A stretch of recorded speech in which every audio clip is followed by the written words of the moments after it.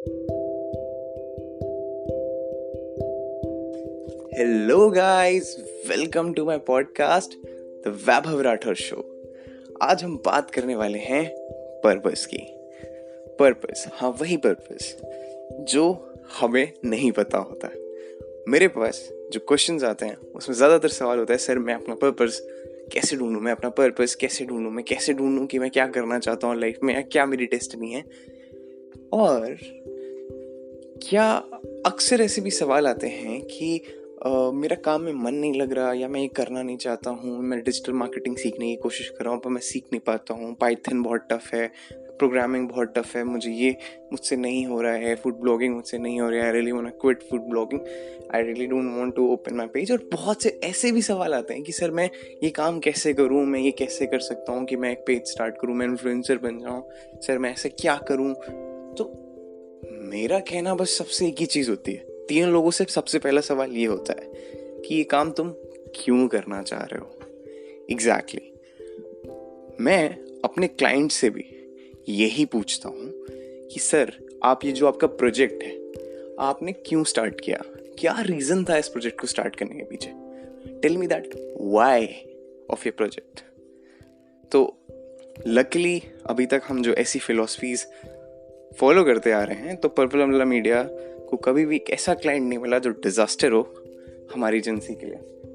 Anyways, मैं आपको purpose की बात इसलिए बोल रहा हूँ क्योंकि अक्सर ऐसा होता है जब हम चीज़ों में एक पर्पस जोड़ देते हैं तो वो चीज़ें स्पेशल हो जाती हैं, तब वो चीज़ें इंटरेस्टिंग हो जाती हैं, तब वो चीज़ें हमें मजबूर कर देती हैं कि हम उन पे एफर्ट्स लगाएं। For example, purple umbrella media, it's my company. Why I started this company, इसके पीछे 5 बड़े रीजंस हैं। पहला, मैं ऐसी कंपनी बनाना चाहता था जो कि स्टूडेंट्स के लिए हो, स्टूडेंट्स से हो और स्टूडेंट के एक्सपोजर्स के लिए काम करे। दूसरा, मैं एक ऐसी कंपनी बनाना चाहता था जो कि ऐसे प्रोडक्ट्स को मार्केट में पहुंचाए जो प्रोडक्ट्स मार्केट तक पहुंच नहीं पा रहे अच्छे होने के बावजूद। इसके बाद मैं एक ऐसी कंपनी खड़ी करना चाहता था जो मेरा एक सपना पूरा करे 9th क्लास से। I was very good with marketing and now I am doing marketing. मैं एक ऐसी कंपनी खड़ी करना चाहता था जहां पर ज्यादा से ज्यादा स्टूडेंट्स को अपॉर्चुनिटी मिले। हमारे साथ 11 लोग हैं और 11 के 11 स्टूडेंट्स हैं। मैं एक ऐसी कंपनी बनाना चाहता था जहां पर हम ऐसा काम करें कि जो वर्ल्ड की टॉप 50 मार्केटिंग कंसल्टेंसीज हैं वहां पर एक इंडियन कंपनी भी जाए। So that was my purpose behind my company. That's why I can work 18 hours a day for the company, I can work 24 hours for my company, I can do anything for my company. Although it's not my company now, it's our company. I really love my team. Moving on, talking about India Revamp Foundation, my NGO, many of you know about it. So I started with 2 of my friends. What was the purpose behind India Revamp Foundation? मैं कानपुर का रहने वाला हूँ। कानपुर में 80,000 NGO registered है। You can believe 80,000 NGO registered है। फिर भी कानपुर इंडिया का नहीं, एक्चुअली वर्ल्ड का मोस्ट पॉल्यूटेड सिटीज में एक है। क्यों? इतनी एनजीओ रजिस्टर होने के बाद भी क्यों? तो क्या एनजीओ ऐसा काम नहीं कर रही जिससे समाज में बदलाव आ रहा है? नहीं कर रही है। तो हम कुछ ऐसा क्रिएट करना चाहते थे जिससे सोसाइटी में कुछ चेंज आए। एंड लकीली हमने पिटीशन शुरू करी और जो हम करना चाहते थे इनिशियल स्टेजेस पे हमने कर लिया। अभी हम छोटा सा ब्रेक लिए हुए हैं आईआरएफ में, and will continue the work after this break. तो वही बात फिर मुद्दे पे आती है। आप कुछ नया शुरू करने जा रहे हो, आप कुछ करना चाहते हो या कुछ कर रहे हो या कुछ कर चुके हो और वो डिस्कस करना चाहते हो, तो आपसे मैं सीधी चीज एक बोलूंगा, किसी भी काउंसलर, मोटिवेटर, मेरे पास या किसी के पास जाने से पहले खुद से एक सवाल पूछिए कि आप ये काम क्यों करना चाहते हैं। उससे बहुत सी चीजें क्लियर हो जाएंगी।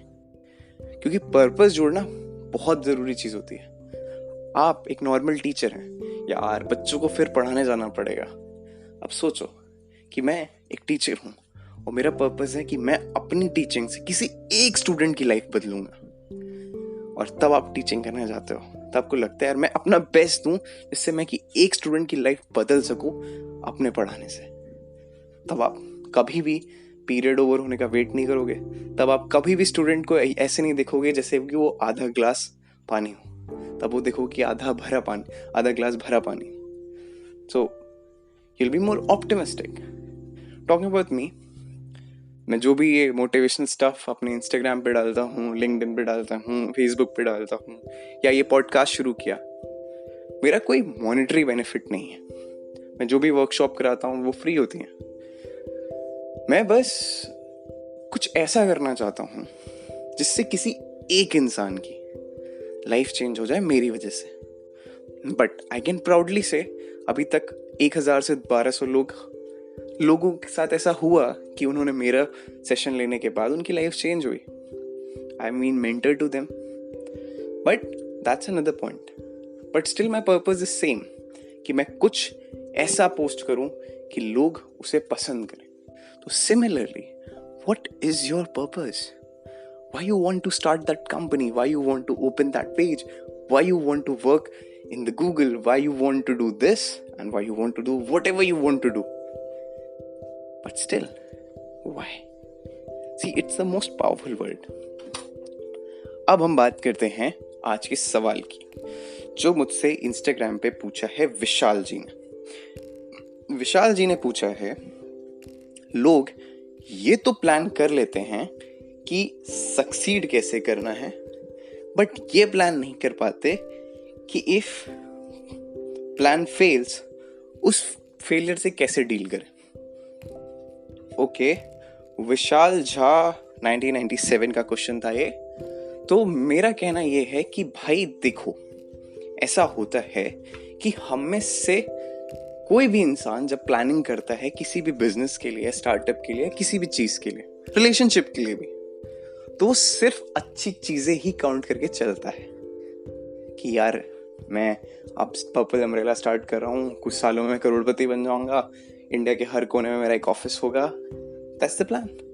Everyone thinks like this, but not everyone is an entrepreneur.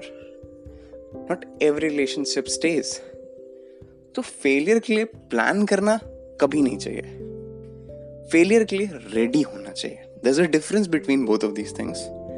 आप फेलियर के लिए प्लान मत करो, आप फेलियर जब आए तो उसके लिए रेडी हो। जैसे मेरे एक मेंटर हैं कमल सेठ सर, उन्होंने मुझे बहुत पहले एक चीज सिखाई थी, सस्टेनेबिलिटी। आप कोई ऑर्गेनाइजेशन अगर खड़ी कर रहे हो तो उसको इस तरह से खड़ी करो कि अगर आपके पास 3 महीने तक कोई प्रॉफिट जनरेट नहीं होता है, उन्होंने मुझे 3 साल बोला था, बट आप स्टार्टिंग स्टेज में हो, अगर 3 महीने भी प्रॉफिट जनरेट नहीं होता है तो भी वो ऑर्गेनाइजेशन सस्टेन करे।